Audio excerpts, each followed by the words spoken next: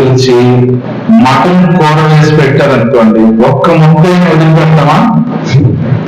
ఏమండి, చికెన్ అన్నా ఎక్కువ వదిలిపెడతామో కానీ మటన్ అయితే కష్టమైనా సరే, లోపలికి దిగకపోయినా సరే,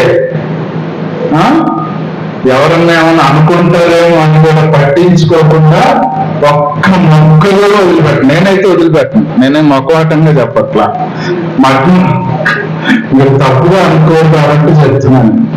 అంటే ఎందుకు చెప్తున్నానంటే దేవుని వాక్యాన్ని అలా తినాలి, దేవుని వాక్యాన్ని అలా వినాలి. ఎలా వినాలంటే, అమ్మ అటు ఇటు చూస్తే ఏదైనా మాట మిస్ అయిపోతానేమో, ఏదైనా మాట తప్పిపోతానేమో అని దేవుని వాక్యాన్ని అంత శ్రద్ధగా వినాలి. ఎందుకంటే అది దేవుని